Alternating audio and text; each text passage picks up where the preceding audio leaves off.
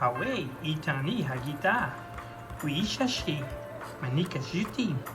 Wita tikiri nika shika akiaba pinomba kistopete. Ukowita. Joshape nika shika towa akiaba. Ibi nishika nika shika. Mi nika shika niwashake okota away. We're known today as the Saponi Kataba. This is my greeting in my language. Okay, so we all know now that the slave trade took place between the mainland North America and the Caribbean islands, and that there were people taken from the Americas to Liberia and Sierra Leone to rid the people of the land that was aboriginal to this country. So we're going to dodge the hijacks when they start mentioning Africa and sub-Saharan Africa, but we're going to make it through this, and they use other colorful words as black and stuff like that. Okay, so it says Native American slavery in the 13 colonies. In 13 colonies in the 1600s, between 2 and 5.5 million Native Americans were sold into slavery. Native American is a new term. The original term was American Indians, that was given to the people. And you have to also remember that the country of Hindustan was given the name India in 1949, something like that. And the people were called Hindus. And we know that the Indian Sea was named in 1515. So we know that the first term of calling the people of this land Indians was a European term. Our people went by our tribal names and the landmass that we lived on. It said the people sold on the slave markets in the South during the 1600s were indigenous black people, status altered to conceal the true identity of the American Indian, who lived right here in the hemisphere before the transatlantic slave trade started. African Mendi strip was found on rocks in the caves with similar writing systems to Cherokee strip. Cherokee writing strip from 1832 to 33 is an indigenous strip in North America connected with sub-Saharan Africa strips of Liberia and Sierra Leone. And that would be the case if they, well, not the case if, but that would be the case because they did send people from this land to those areas over there. And those people were from the Carolinas and Virginia area. Also, a relative modern strip in Liberia was found which may have Cherokee influence between Cherokee and West Africa. So we know that, like I say, those people were sent from these lands to over there, so that wouldn't be uncommon for them to have some of the same sand strip. It says Native American Indians were classified as Negroes and blacks in the slave books in Seville, Spain.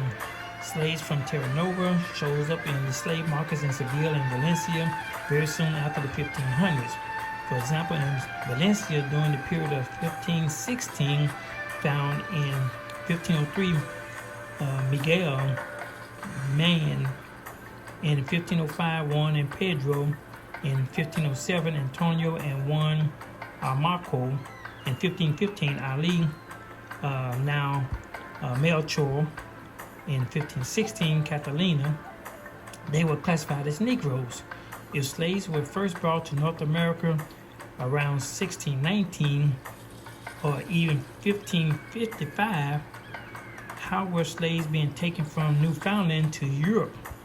Keep in mind that one of the Native Americans had the name Ali, and all classified as Negroes once they reached Valencia. How did a American Indian in 1515 have a Moorish name, Ali? I'm sure you guys know some Native Americans named Ali. Or I'm sure you know some American Indians have the name Ali, since Native American is a new term.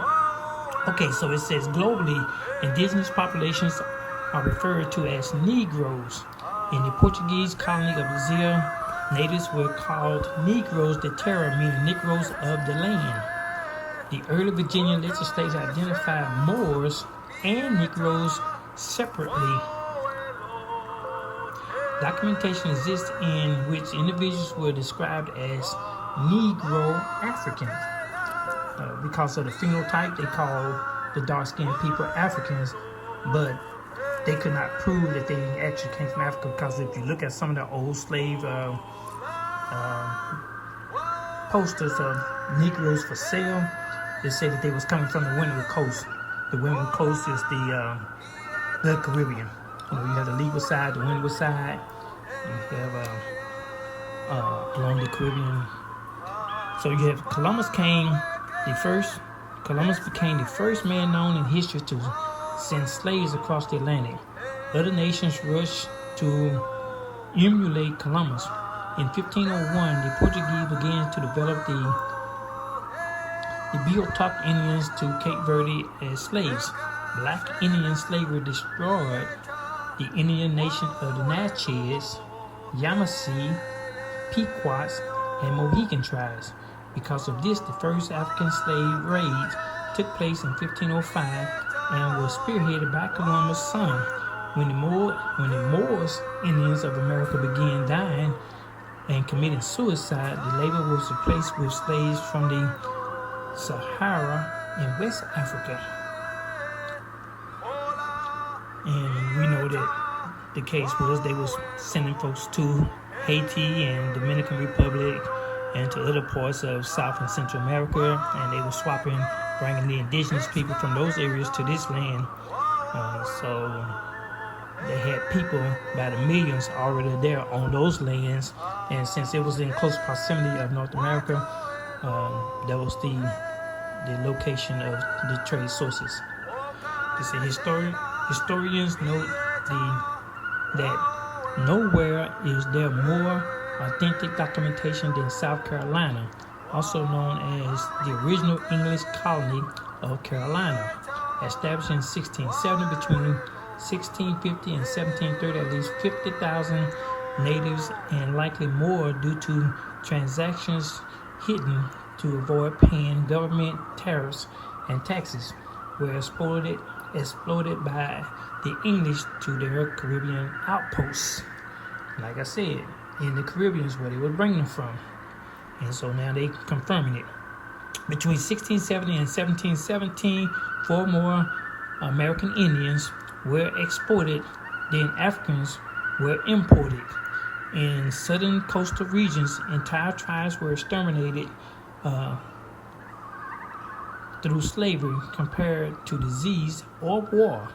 In a law passed in 1704, Indian slaves were conscripted to fight in wars for the colony long before the American Revolution, because you had some tribes who was warring against other tribes before the Europeans came here, and so that was an advantage for them to help the Europeans get rid of their enemies, but not knowing that their enemy was coming from another country to take over all the land.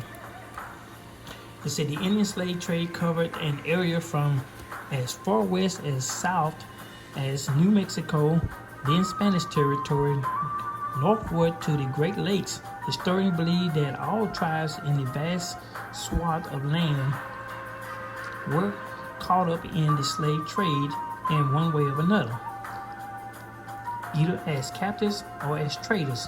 Slavery was part of the larger strategy to depopulate the land to make way for European settlers. And they used the word settlers, but the land had families from generations already living on the land. So how can you settle someone's land when someone is already there?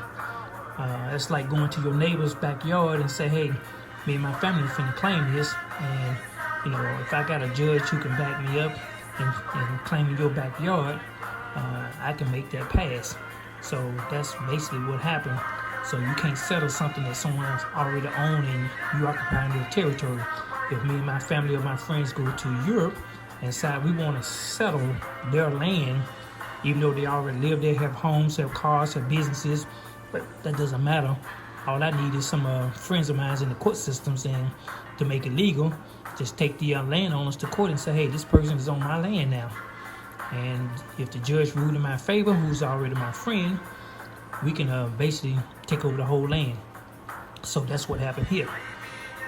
So there's no settlers, they are land thieves. As early as 1636, after the Pequot War, in which 300 Pequots were massacred, those who remained were sold into slavery and sent to Bermuda. Major slaving ports included Boston, Selma, Mobile, and New Orleans. From those ports, American Indians were shipped to Barbados by the English, Martinique and Guadeloupe by the French, and the Antilles by the Dutch. American Indian slaves were also sent to the Bahamas as the breaking grounds, where there they might have been transported back to New York or Antigua. So they basically swapping them from different Caribbean islands, and then they bring them back and tell the people that, oh, they came from a distant land much further away. And Africa happened to be the land where England and France is close to, and they known dark-skinned Negro people all their lives. So they say, hey, we're gonna just say that they came from over there. That's the most logical way of doing this. So now it says the Pequot Wars was an armed conflict between the Pequot tribe and an alliance of the English colonies of the Massachusetts Bay, Plymouth and Skybrook colonies, and their Native American allies, the Narragansett and the Mohican tribes.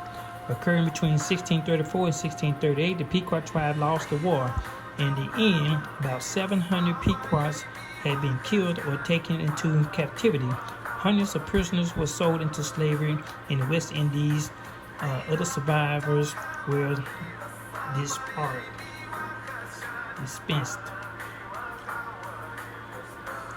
Okay. So now we got,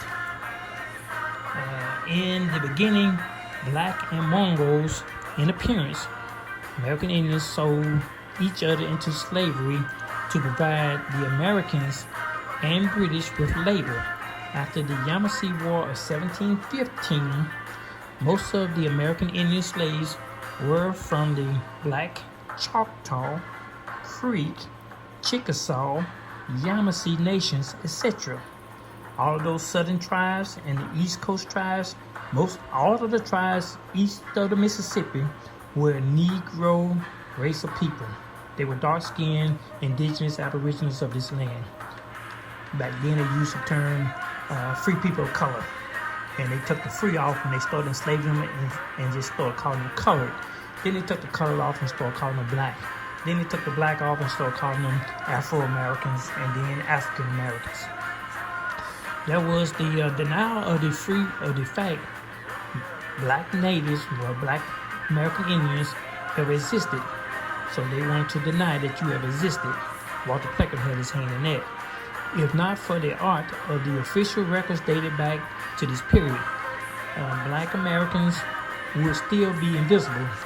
The presence of DNA, chromosome HGR1B and A1 testifies to the ancient African presence in the Americas.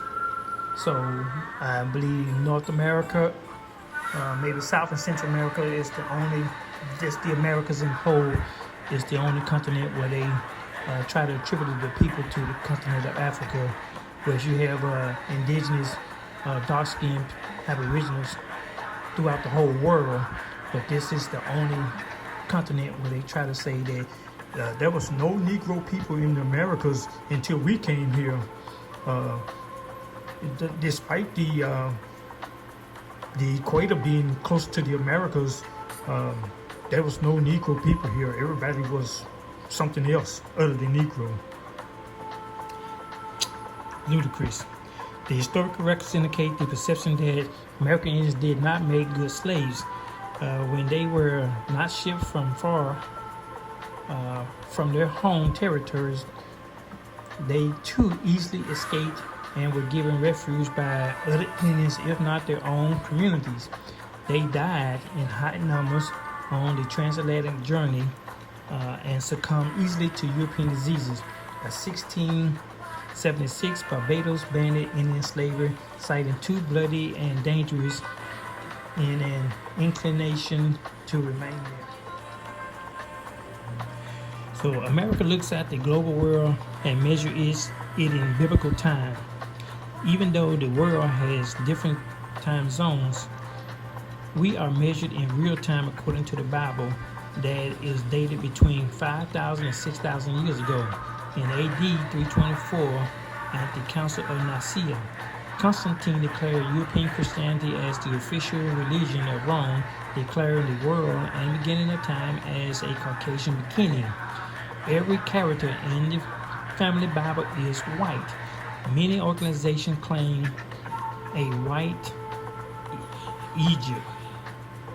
Look at North and South America, Asia, Oceania, Asia, and Egypt, and the rest of Northern Africa. You see the indigenous people who still live there. They tell the real story, and guess what? They have been classified white, Caucasian by the U.S. government. The world's indigenous, Aboriginal, Native people are any ethnic group of people considered to fall under one of the internationally recognized definition of indigenous people by the United Nations, the International Labor Organization, and the World Bank. Like those ethnic groups were indigenous to a territory prior to being incorporated into the national state, and who are politically and culturally separated from the majority ethnic identity of the state that live there. We know there are indigenous people who live in India, China, Ethiopia, Southeast Asia, Australia, Thailand, Malaysia, Indonesia, Philippines, Brazil, Papua New Guinea, Bolivia, Andaman Islands. How many indigenous people are recognized by the United Nations?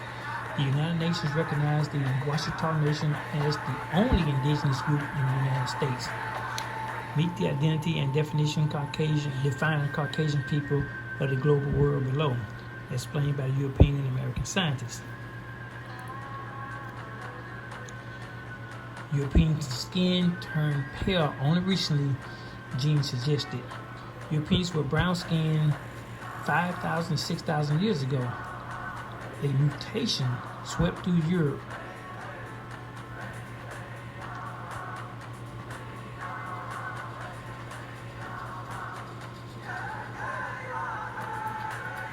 So if you look here, you will see the indigenous people of the land before European contact.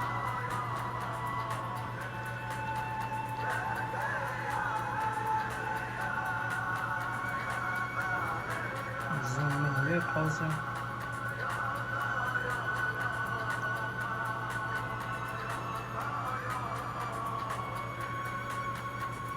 As you see the Asians with afros,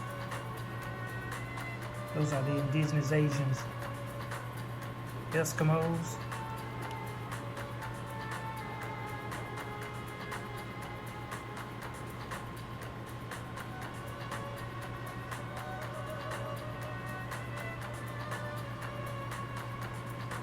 Egyptians. American Indians.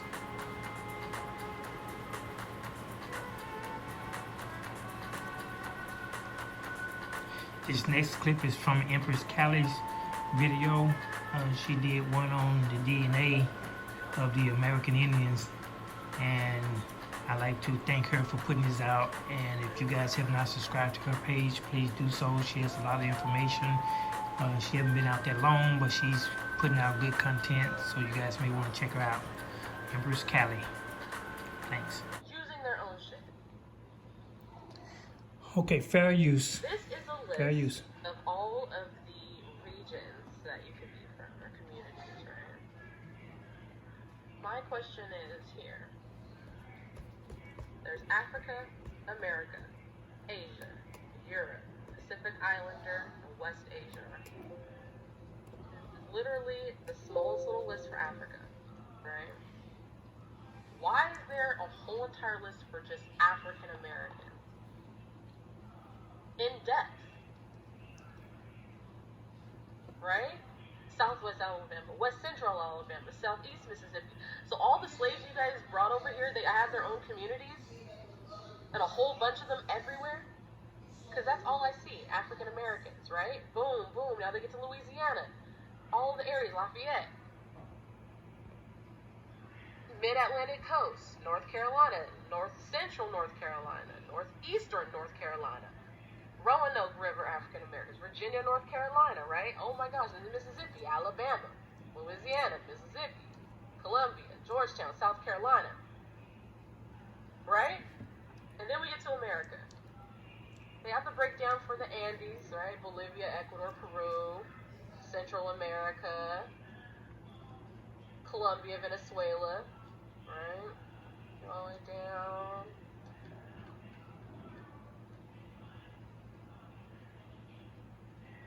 Indigenous Americas for North, there's nothing, right? Nothing. Where are the 5 civilized tribes? When these fakes come to your page and they start wanting to ask you shit about telling you you're disrespecting Native Americans, I want to ask them, be like, okay, well, here on Ancestors, please show me your communities here in America. Show me. I would love it. I would give them $1 million if you can come on here and show me your tribe. Where is your tribe? See, Asia and a whole bunch for Europe, right? Including the settlers. So there's nobody else. I'll show you. This is all under Europe. The settlers, right? Ohio, Pennsylvania settlers. I'll show you guys a side-by-side in a minute, but I just really want to get to this part right here, right? Pacific Islander, nothing. West Asia, nothing, right? Why? Is there a whole entire thing for African Americans? Like that's even a thing. Oh my gosh, right? Because they're listing it among continents. Africa, its own continent, right? America, its own continent. Europe, its own continent.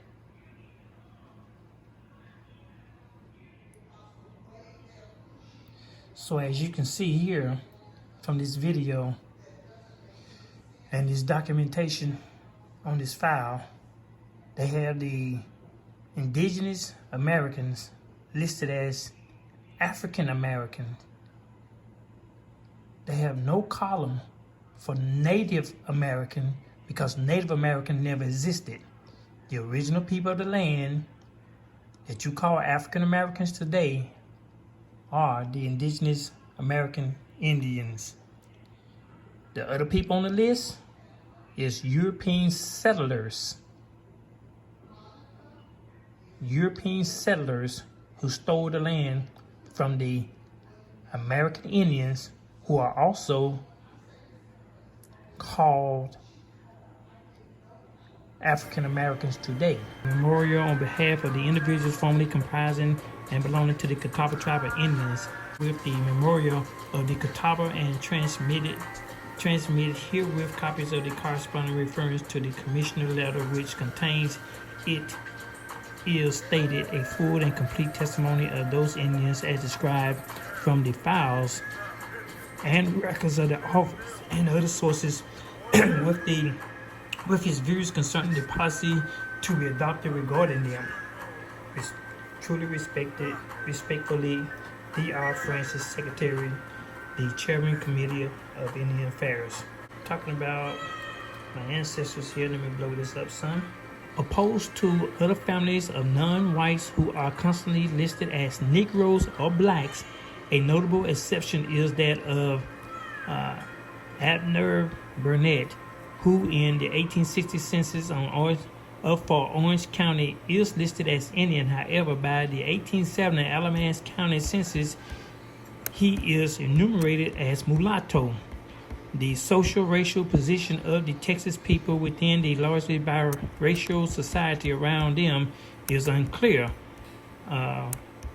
Abner Burnett is also interesting because he appears several times in the court records of Orange and Alamance County, primarily for violations of the Blacks Law.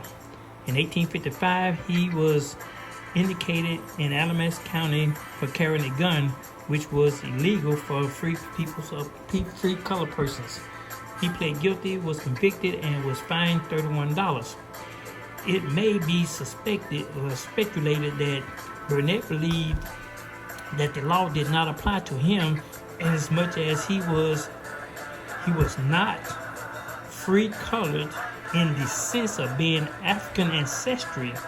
Unfortunately, the details of the trial were not recorded. In 1860, when he was again indicted for the same offense, he pled not guilty, was convicted a second time, but was fined only 5 cents. As noted earlier, a group of families from the Texas community migrated to Macon County, North Carolina in the 1820s after the land was ceded by the Cherokee Nation. In the point of fact, there were still Cherokees living in the area not far from the settlement formed by these families from Alamance County. U.S. Bureau of the Census in 1850. The settlement was called Sugar Fork, and some of the families who first settled there were the Buckner and Sylvia Jeffries Guy, John and Aggie Whitmore Guy, Richard and Patsy Whitmore Guy, Walton Jeffries, and Hughes Gibson. The settlement remains distinct for many years, eventually being absorbed into the white population. Lawrence Wood's personal communication. The community is of particular interest, however, since it was mentioned in U.S. Senate Docket Number 144, dated February 1897, and entitled the Catawba Tribe of Indians. The report on this settlement says that Dr. Joseph McDowell of Fairmont, Georgia, due date of October 1872, stated that the Indians referred to and asking release of the government were Catawba Indians.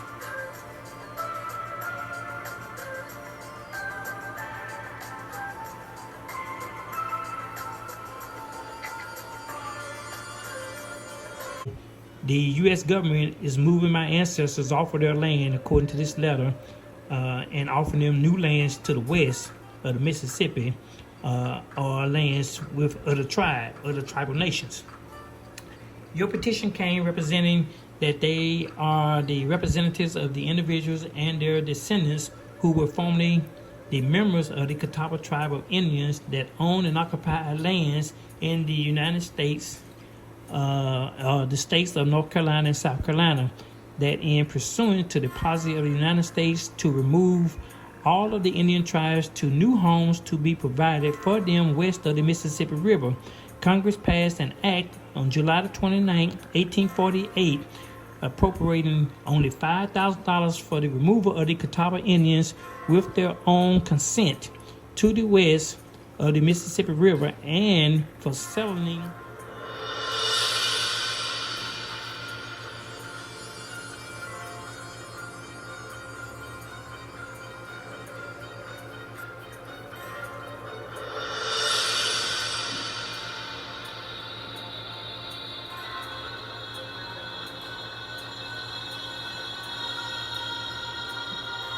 efforts were made to secure for the Catawba new homes among the Choctaw and Chickasaw Indians of the Indian Territory under the encouragement and hopeful results and of the laws of Congress on this subject. Many of the Catawba Indians left their lands and homes in the Carolinas and journeyed at their own expense to the country west of the Mississippi River, hoping and expecting to be there furnished with and located and subsisted for 1 year upon new homes. That the Department of the Interior has so far failed to accomplish anything towards securing for the Catawbas such new homes or in doing anything in their behalf as was contemplated and expected under the provisions of the laws referred to. That the Catawbas reached the state and territory where they expected to be settled in new homes but have been left stranded. So they promised them lands and got them off of their lands in the Carolinas, told them to go west and had lands waiting for them, but so far nothing was given to them. The present location and number of the Cataba Indians went west, expecting to be located on lands west of the Mississippi River by the Department of the Interiors. Sir, I am in receipt of your letter, January 1896, enclosing from H.P. Hurd, a Catawba Indian of Stanford, Colorado, submitting a petition proposing to have been signed by himself and 25 others, embracing 6 families who claims to have once resided in South Carolina but are no longer recognized by said state, and asking to be united with the UT Indians now living in the Utah Reservation and to be recognized by the government as members of said UT tribe, receiving and enjoying in common with them all rights and privileges and the protection of the government. This petition will be followed by one signed by the UT Indians in Utah. So what they're saying here is that we asked, the Catawba people asked to be reunited with the Utah people out in Utah because we knew each other and had things in common. So this appears that the out west tribes knew about us on the East Coast, and we were relatives, and asked that the matter may receive my attention and advice given as to what steps are necessary to have this change made. In reply, I have to say that it is the policy of the government to abolish the tribal relations of the Indians as fast as possible, and to settle each Indian upon a separate tract of land that he can call his own, to the end that he may become self-supporting and independent of government bounty. It would not be in keeping with this policy to gather up people who happen to have more or less Indian blood in their veins and are living among the whites, separate and apart from Indian communities. So they want each individual Indian to live a separate lifestyle away from the tribe, the way we are living today. And incorporate them into a tribe and place them upon an Indian reservation. So now they want to get them away from their land and maybe put them with another Indian tribe or reservation. The General Allotment Act of 1887 wisely provided for Indians who were not living upon any reservation at the date of the passing of said act, or for those tribes no reservation had been created, by allowing them to apply for and secure themselves land upon the public domain, whether surveyed or unsurveyed. So basically, just go out and buy yourself your own piece of property, which have nothing to do with the government. They want you to be independent on your own.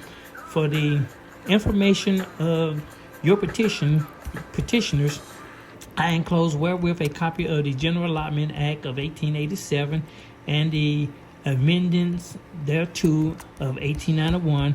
Also, copy of the rules and regulations indicating the manner to proceed to a procedure to obtain an allotment of land upon the public domain. To answer your question directly as to what steps would be necessary to have these people united to the Indian tribe occupying the Utah reservation in Utah, I have to say that where there are no specific treaty stipulations with any given tribe touching such matters, as is the case with these Utah Indians, the usual course pursuant is to obtain the consent of the tribe to which the Indian desires adoption, and then have such adoption approved by this office and the Secretary of the Interior. Any such consent must be procured under the eyes of the agent and should bear a certificate to the effect that the action of the Indians in adopting such Indian this briefly would be the proper course to pursue in order to obtain adoption into Indian tribes. Okay, this petition with Mr. Head's letter is hereby respectfully returned, very respectfully. So, get them off their land, let them go buy their own land, or if they want to join another tribe, they need to get the approval first from the tribe and from the Secretary of State. Let's see what we got here. Sir, I am in receipt of your letter February 22nd submitting the pamphlet from Fort Smith, Arkansas, given the proceedings of a convention of Cataba Indians held in that city April the 15th, 1895, called for the purpose of considering the condition, status, and welfare of all Catawbas and non-reservation Indians, and to take action in procuring an allotment of land under the 4th section of the General Allotment Act of February the 8th, 1887, as amended by the Act of February 1891. This memorial purports to come from the Cataba Indians, comprising, they alleged, all persons of Cataba Indian descent and their descendants, including all persons who have intermarried with Cataba Indians and all persons of mixed Catawba and white blood and descent residing in any of the states or territories of the United States of the Indian Territory, claiming further that the United States has never made any provisions for them in giving them a grant or title to large tracts of the public domain, as it has done with the Cherokee, Creeks, and other tribes, only giving to them a small tract of land in South Carolina. Although belonging to the same group of Indians as the Cherokee and Creeks, that the United States has made no provisions for them whatever to occupy and use any of the public domain belonging to the United States, except the aforesaid small tract of land in South Carolina, unless it is to take allotments under the aforesaid Section 4 of the Act of 1887. So now they reneging on their words, saying we didn't tell you that we're going to give you any public domain land, but that's what they was alluding to at first, early in this passage, as amended by the Act of 1891, and asking for such executive action of congressional legislation as may be necessary to secure to them equal rights with other Indians to share in the public domain belonging to the United States. In your letter, you state that you are requesting to ascertain whether or not the Catawbas have any tribal lands in the state of North or South Carolina to which the tribe titles has not been ceded or extinguished, whether there is any reason for these individual Indians may not take up lands in severity of the public domain as provided in said Section 4 of the Act of 1887. Well, y'all ran them off the land. Now you're trying to find out if they have any land that was due them on it in South Carolina. You suggested that arrangements may be made whereby they could take land in severity within the Catawba and Comanche and the Washita Reservation, Oklahoma Territory, whether the unallotted lands of said reservations shall be open to the public settlement or between the time of the ratification of their agreement and the issue of the President's proclamation opening the same to settlement, or even before the ratification of the said agreement, etc. In reply, I have to state that the Catawba Indians are a division of the North American Indians, which include in the last century about 28 Confederate tribes. A few of these were in North Carolina, but most of them were in South Carolina. The principal tribe in the latter states was the Kataba, and the chief in one of the former was the Wokon. The few survivors of these people are on the Cataba Reservation in York County, South Carolina. They do not belong to the Muskogee linguistic stock or North American Indians, but to the Siouan stock, while the Cherokee belong to the Iroquois stock. So the Catawbas belong to the Siouan stock. That's why we're Siouan speaking people.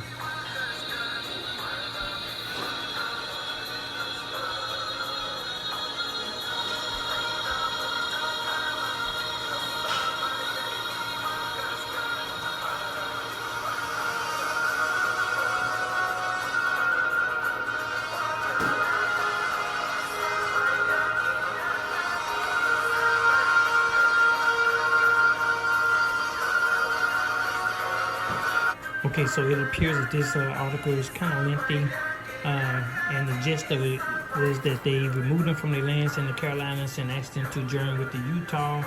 That did not come to fruition, so then they later offered them to move in with the Chickasaw and the Choctaw. The Chickasaw declined to take them in as brothers, and so the Choctaw also declined.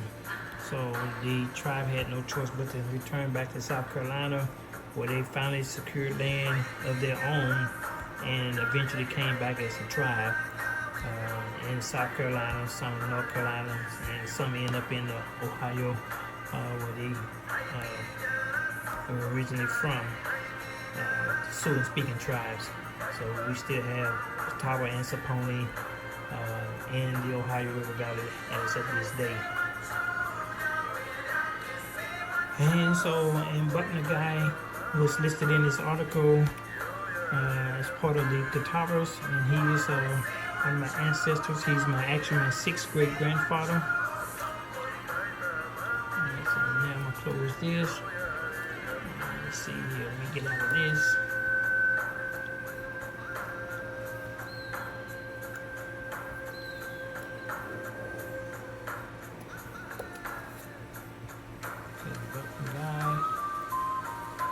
Jeffries, Daniel Guy, and actually the family line started off with them being the Guy family coming from the Jingaskin Reservation, and before Jingaskin Reservation, so my line dates back to 1630 to 1709 from the Guy family line, and when they closed the reservation, then they was forced to leave and move west, and that's how they end up in Fort Christian, mixing in with the Saponi tribe. Okay, so everybody knows who Walter Pleckard is. He's the person that changed the records. His devastation lasted for decades. Pleckard directed registrars around the state to change birth certificates to cross out Indians and write in colored. He had Indian children removed from white schools and Indian patients removed from white hospitals. He pushed back against Native Americans who decided to maintain their tribal identity, and he rejected federal efforts to acknowledge the existence of Indians in the state. And they're using the word Native American and Indian interchangeably here, but we know that there is a difference, and I will pull that up to show you the difference. Okay, so the term Native American came from a political party called the Know Nothing Party.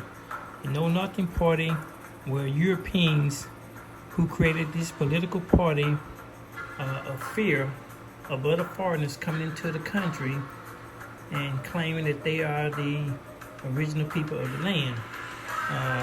They were basically poor European settlers, land thieves, who had beefs with other people from European descent, such as the Irish and the Germans, and the other, just basically other foreigners from European countries. And so they created this Know Nothing Party. So it says here the Know Nothing, formerly known as the Native American Party and the American Party from 1855 onward, was a far-right nativist political party and movement in the United States, which operated nationwide in the mid-1850s. It was primarily an anti-Catholic, anti-immigration movement. Originally started as a secret society. The Know Nothing movement also briefly emerged as a major political party in the form of the American Party. So the Know Nothing Party started off as people not wanting foreigners to come into the country. This party had a leader, and the leader of the Know Nothing Party was Louis Charles Levain. So Louis Charles Levain was the leader of the Know Nothing Party. That'll be this guy right here in this corner here. He created the Know Nothing Party. And the Know Nothing Party became the Native American Party. And the Native American Party became the Native American that they use today, calling themselves Native Americans, but they're not the American Indians. They are from the Know Nothing Party. So here we have Louis Charles Levain. Louis Charles Levain was an American Jewish congressman and the first Jewish ever elected to the U.S. House of Representatives. He was born November 10, 1808, died March 14, 1860. Was born in Charleston, South Carolina. He graduated from South Carolina College, now the University of South Carolina, with a law degree in 1828, and then briefly taught school in Mississippi, but had to quit town after being wounded in a duel. Levain began gaining notoriety in Philadelphia in the late 1830s for his public crusade on evils of alcohol and against Catholic political powers. In 1843, he founded the American Public Party, later called the Native American Party, and shortly in 1844, he ran for Congress and was elected. His party platform called for extending the period of naturalization to 21 years, election of only native-born Americans to all offices, and rejection of foreign interference in all institutions, social, religion, and political. So he was the founder of the Native American Party, and henceforth all foreigners of Mongolia descent were called Native Americans, and the word American Indian was given to them. So here we have the indigenous people of the Americas, which is the American Indians, and they say the indigenous people of the Americas are the pre-colonial, pre-Columbia people of North, South, and Central America and their descendants. Although some indigenous people of the Americas were traditionally hunter-gatherers, and many, especially in the Amazon basin, still are. Many groups practice agriculture and agriculture. So, and you know who were growing all the crops in the fields, who knew the seasons when certain fruits and vegetables should be planted and harvested. Only the indigenous people of the land would know that, and who's better to use them to actually cultivate that than the American Indians, which are the brown-skinned Aboriginal people of the land. Today you call them African Americans, but they're not from Africa. So here's the information on that. That term has been taken from our people, as I stated earlier, and given to the Native Americans, and it's been given to the Asian people from Hindustan. All right, let me get out of this. Okay, so this is what your American Indian looked like in the past. This is what they look like at present.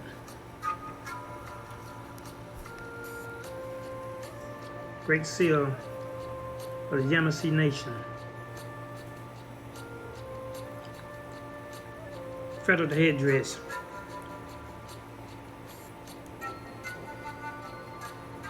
A Moor as an Indian. European ship in the background. Indian smoking a pipe. American Indian. Seminole Freeman. Seminoles. That's your American Indian right there. real live American Indians still alive today.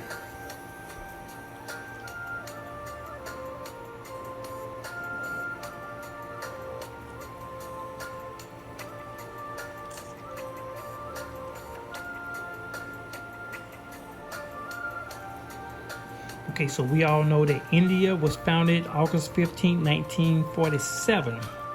So that's when India was founded. So that term was not given to them until 1947.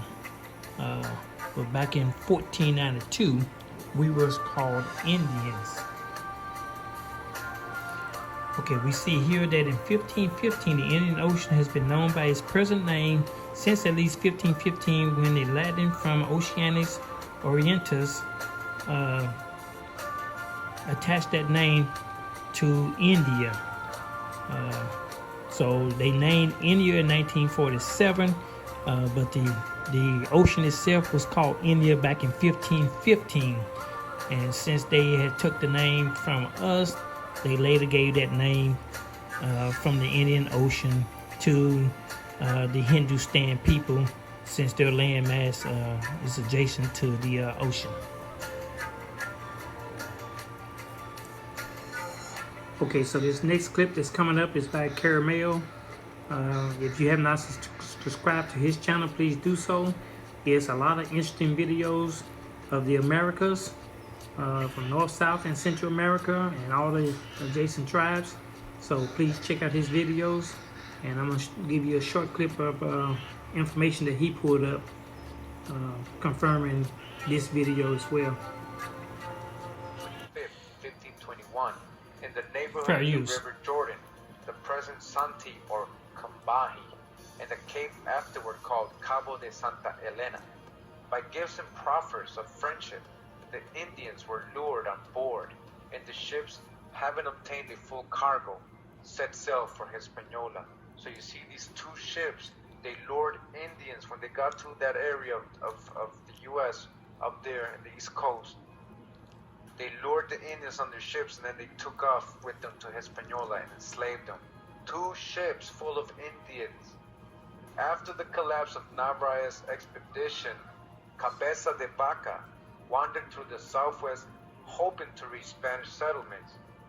Cabeza de Vaca relates that he continued his journey to Compostela in the company, among others, of 6 Christians and 500 Indian slaves. Again, he continued his journey to Compostela in the company of, among others, 6 Christians and what? 500 Indian slaves. 500 Indian slaves. Alright, are you starting to add up the numbers? Just want to continue to show you who the Spanish and Portuguese, will also include the Dutch in this video, who were they really enslaving? They weren't Africans, they were American Indians. So, Central America, right? Ancient Central America. So now I want to read from, it's like the first page of this article. I was only able to find the first page, but it's very good. Just want to show you. It's from Slavery and Abolition, a journal of slave and post-slave studies. This is from volume 15, issue number 2, 1994. And the name of the article is called Colonization and Slavery in Central America. Alright, and this is written by Nigel Boland. So it says here, in the development of the Atlantic world after 1492, Central America was always a peripheral, as it remains today. Yet it is precisely the peripheral nature of its relationship to this emerging world that is the key to understanding the particular patterns of colonization and varieties of slavery that existed in the 3 centuries following the conquest. The relationship between colonization and slavery in Central America from the early 16th century to the mid-19th century was affected by the fact that the region remained throughout this period at the periphery of the Spanish and British empires. The demand for labor in the early Spanish settlements of Hispaniola, Cuba, Panama, and Peru resulted in a large-scale Indian slave trade in Central America in the second quarter of the 16th century. Again, because of the demand of labor. What was happening in Hispaniola? Again, let's get grounded. Because of what they were doing, enslaving and killing by the seas and putting the Indians to work so much, they were dying by the millions. They were dying by the millions in Hispaniola. All right, almost 7 million died in Hispaniola. So what did they have to do? They tell us in textbooks that they had to bring in Africans to replace the Indians that basically perished, almost became extinct in Hispaniola. But as it says here, because of the demand for labor in the early Spanish settlements of Hispaniola, right, in Cuba, not just there, in Panama as well, and Peru, resulted in large-scale Indian slave trade in Central America in the second quarter of the 16th century. So they were grabbing all these indigenous people from Central America to fill the demand for slave labor in those islands and those parts of their colonies like Panama and Peru. Indeed, the first colonial economy of the region was based on slave trading. Again, the first colonial economy of the region was based on slave trading, supported by the colonial officials themselves. This odious commerce, more accurately conceived as looting than as trade, remained the principal colonial economic activity until the decline in population reduced the supply. The export of as many as 500,000 enslaved Indians prior to 1550 contributed to the rapid and severe depopulation of Central America in the 16th century. Again, the export, listen to this, my people, please. The export of as many as 500,000 enslaved Indians prior to 1550.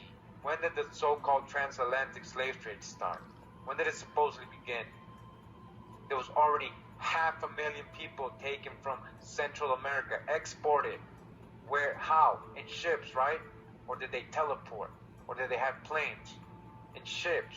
Deuteronomy 28. They were taken in ships to the other colonies and over to Europe. Okay, this excerpt is by Paul T. Murray. Who's an Indian and Who's a Negro? Virginia Indians in the World War II Draft. It says here, during the Second World War, a small group of Virginia Indians challenged the prevailing system of racial classification. When called to register with the Selected Service System, they listed their race as Indian. Local draft boards, however, would not accept this claim. They recalled that in antebellum days, some of the registrar's ancestors had married free Negroes. Based on this evidence, the board insisted that the proper classification for all alleged Indians was Negro. The Indians were adamant in refusing this destination. Draft board members were equally determined not to classify the men as Indians because such a classification would mean that they would be sent to military service together with whites. For 5 years, the Indians appealed this decision through the channels of the state and federal selected service bureaus. So now that we know who we are, there's no excuse for not claiming your heritage. You know who your identity was given to, you know who gave it away, and you know what you have to do to reclaim it. The ball's in your court. You have the history. You now have the knowledge.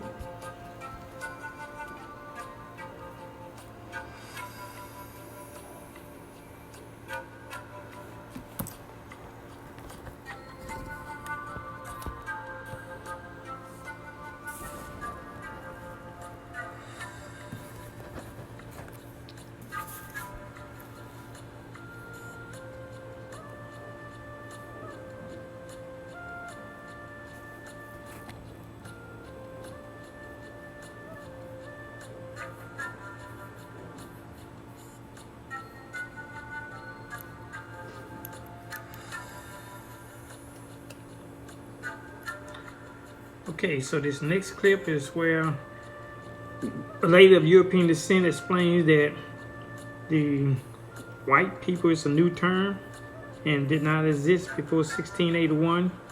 It was all a made-up term by the Europeans to establish control of this country and of the people. So I'm gonna give you this short clip on there and let you check it out. I hope you enjoy. White people did not exist before 1681. Again, white people did not exist on planet Earth until 1681. Number two, any claim that this group called white people, any claim that that group is rooted in biology or derived from genes or biology or is innate or is from nature is a lie.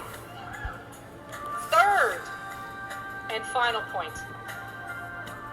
As a matter of foundational law, actually let me say it this way, white supremacy has been embedded in the United States of America from its founding as a matter of law. First, their economies were rooted in tobacco farming. If you know much about tobacco farming, it requires tremendous human labor. Lots and lots of workers. So those who owned large plantations, big landholders, constantly needed laborers to do the work to grow the tobacco. In addition to sharing an economic base, both colonies had an incredible gender imbalance, roughly 10 men for every woman. Now, let's understand a little bit about the folks who constitute the people in these two colonies. Oh, and by the way, let me give you a year. We're in the early 1600s, okay, the early part of the 17th century, colonial North America. Population boom in England in the early 17th century. So there were lots and lots of poor British people who were on the public doles, who couldn't find a way to make a living, who couldn't feed themselves. So the king in England was quite happy to have them sign a contract of indenture to then go work in the British colonies. And that is what happened. Both indentured and enslaved persons, according to historian Edmund Morgan, were sold and traded like cattle. But of course, not all laborers stand equal in terms of their labor agreement or lack thereof. This shows right here who's the slave and who's the master.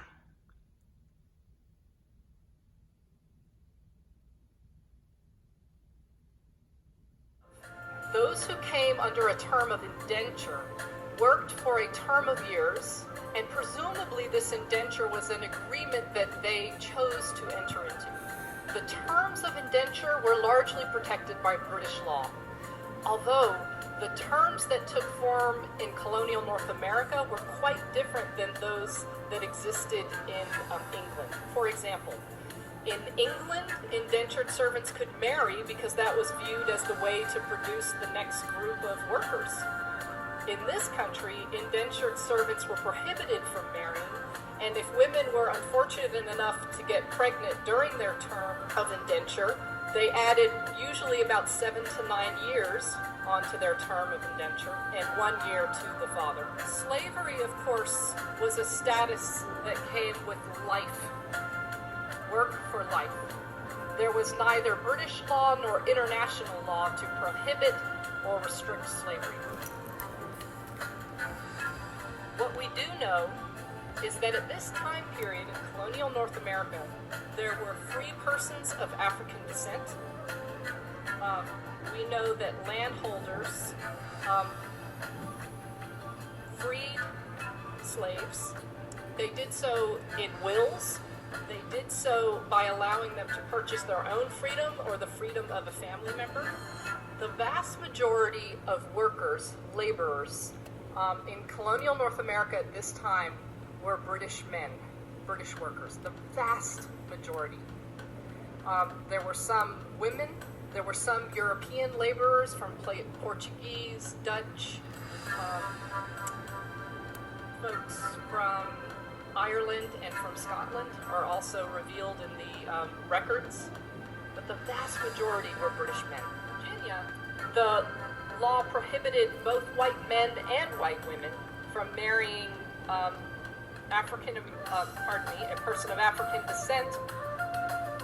Okay, so we did have people that came to America from Northern Africa with the Europeans, and they were British people who lived in England with the Europeans when they came over here. So those are your people of African descent. You also heard her about to say married with African Americans, and those were the indigenous people that they married with, but she caught herself. Continue to listen. Here's what we know from antebellum court cases. We know that plenty of white men married and or engaged in intimate sexual relations with prohibited women. However, very rarely were they brought to court and punished under the anti-miscegenation law. Very rarely. So here, pay attention to this. This law, in its enforcement, is largely focused on controlling the relationality and the sexuality of white women and non-white men. Furthermore, think about the enforcement practices that come out of this particular law. What's the result? Who becomes more available for who? We see a further step in locating patriarchal power squarely among and within white men. We've talked about the law of 1664 and the amendment to that law in 1681. And we've noted that the key difference between those two is the reference to the groups of concern. The language has shifted from British and other freeborn to British and other white women in that particular law. So the question becomes, well, what the heck happened between 1664 and 1681? And the answer is Bacon's Rebellion. This was a massive revolt in the colony of Virginia that lasted more than a year. Let me give some background of the seeds of this rebellion, what helped give rise to this violent outburst. Those who were enslaved, I don't think it's hard to imagine, were by definition of their status disgruntled laborers. And remember that pool of readily available workers from England who were poor and happily sent off in the guts of ships? Well, they dried up.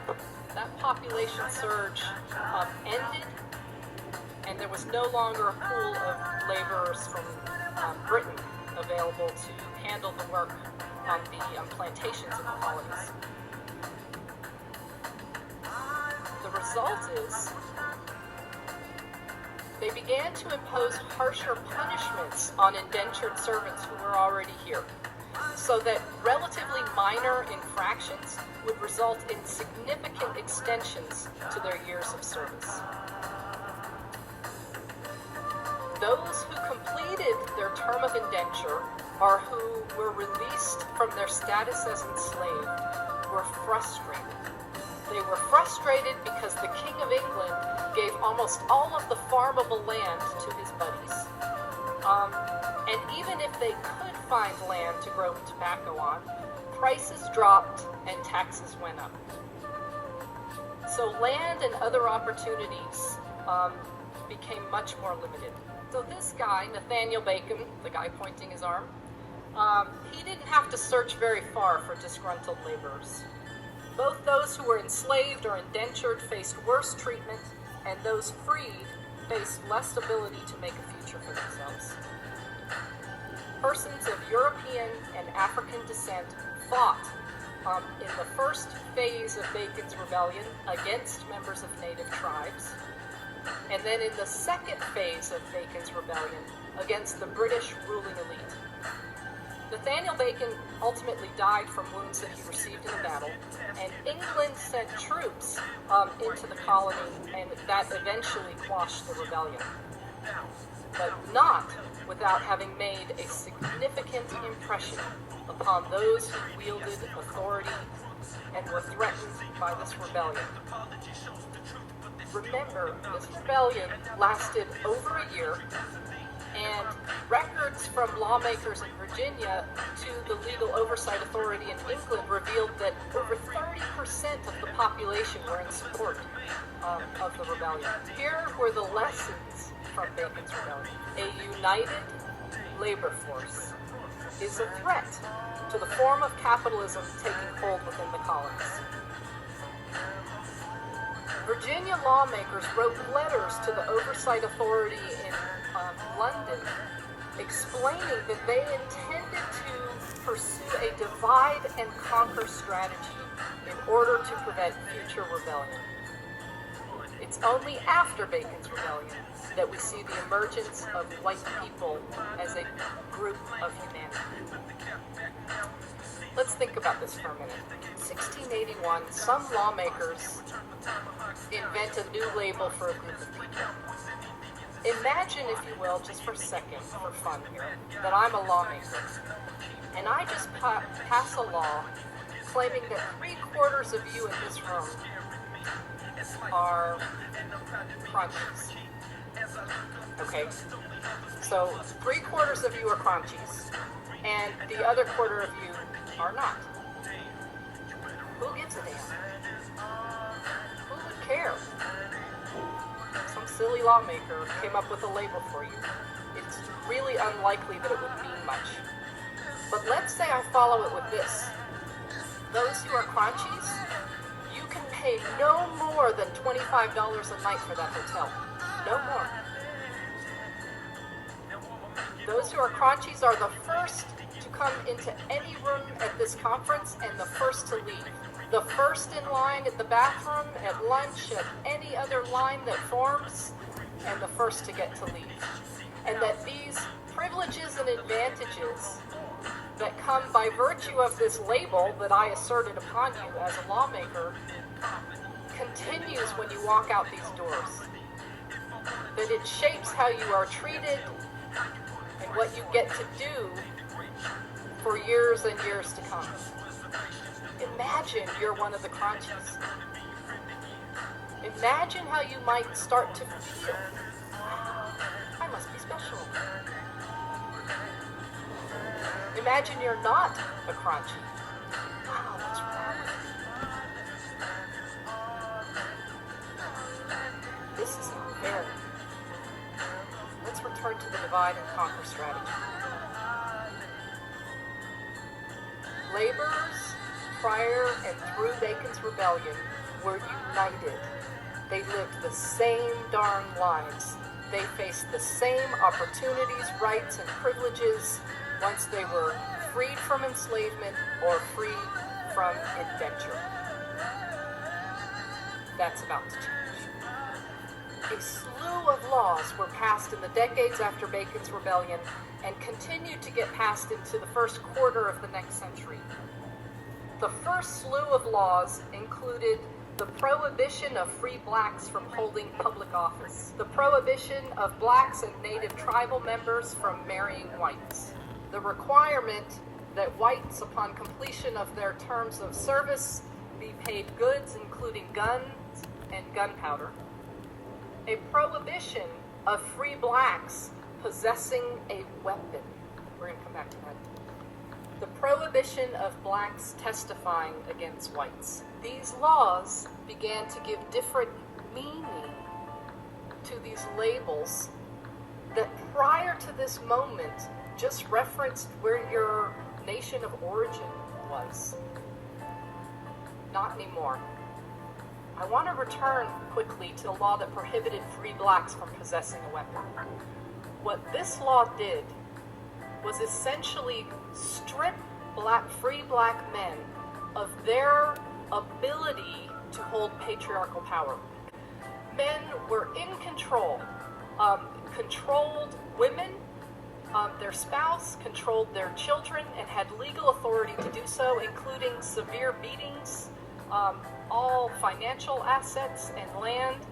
The man had the control, but the exchange was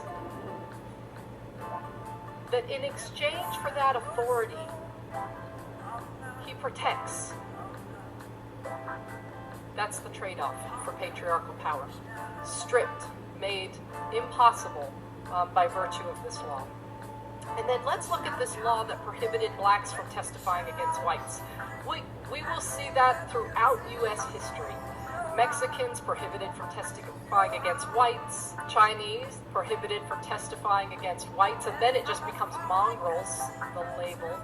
Let's imagine that light up there represents the landholding elite, the 1%, and this represents the socioeconomic ladder in the colony, okay?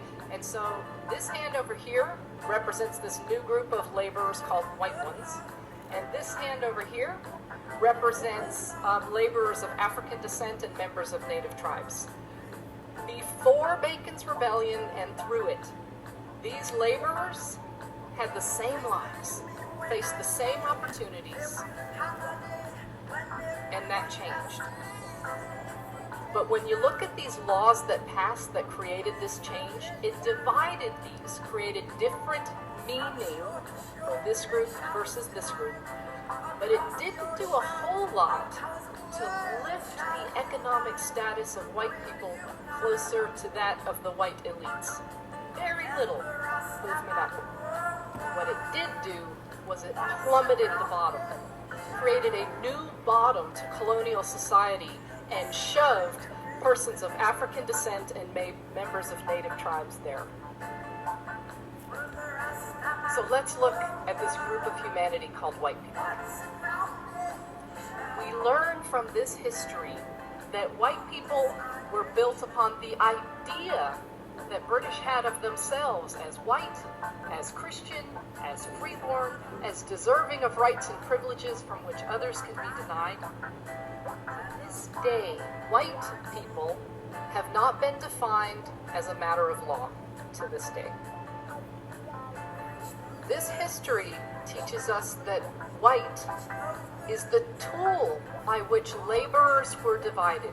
Those who shared the same living conditions, the same opportunities, now experience ourselves as more connected with Paris Hilton than with our African American neighbor, even though our economic status is far more similar to that neighbor than to the lives of the 1%.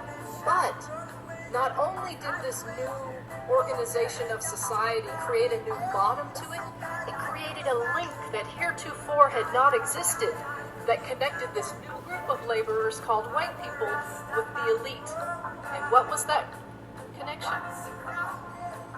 This shared status called white, embedded with the presumption of its superiority.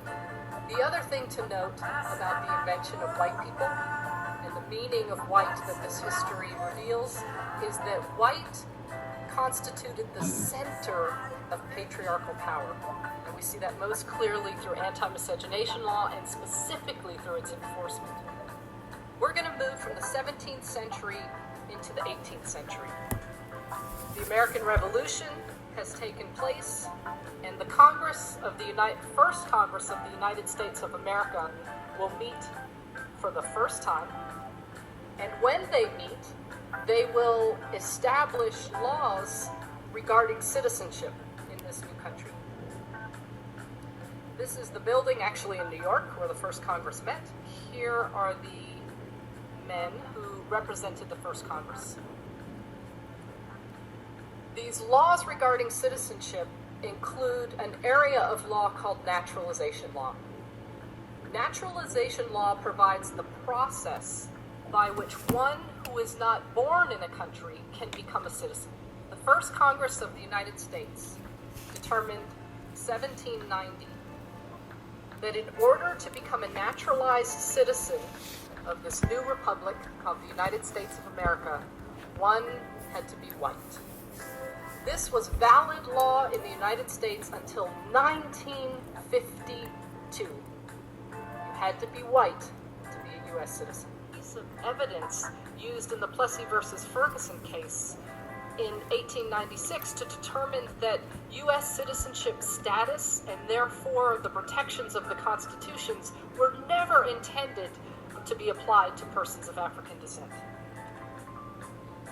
naturalization law assured that the masses of Chinese laborers and then Japanese laborers and then various other groups of laborers who came to this country would remain cheap, dependent labor.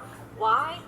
Because even though they were significant in number, especially relative to their employer and landholders and railroad companies, if you're not white, you're not a U.S. citizen. If you're not a U.S. citizen, you don't vote. If you can't vote, you can't voice your political needs and desires, thereby reducing these groups of people to dependent, cheap labor. When I make land, when I make a whole group of people ineligible to purchase land, it makes more land available and cheaper for me, for white people.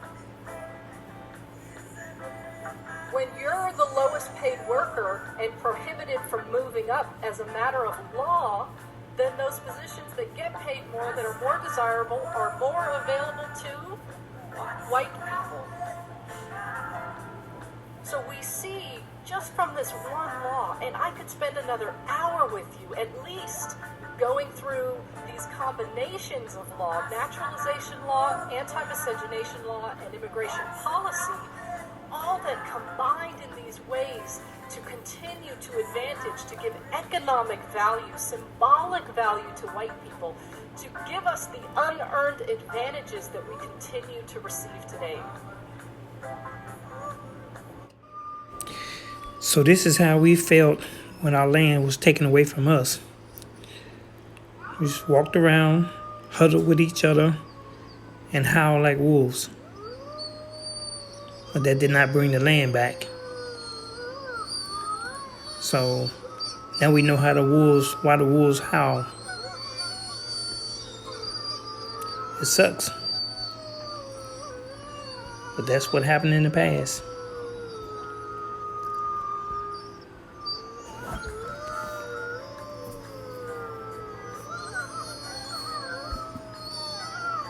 Close your eyes.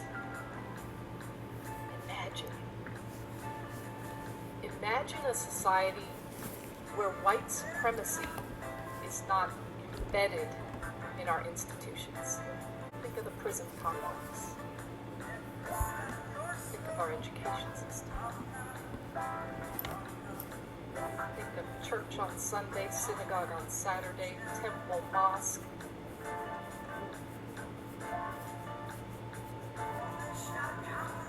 Think about the organization of neighborhoods. Think about the government of the United States and how assets and resources, white supremacy. Alexander Spotswood was trying to amalgamate Native people with other races to get rid of the Indians. Now, when you look at the Byrd papers, and you would read his diary on April the 7th, 1728, he actually visited our reservation in Jerusalem, Cortland, Virginia. And what's so interesting about that, he described how our people look.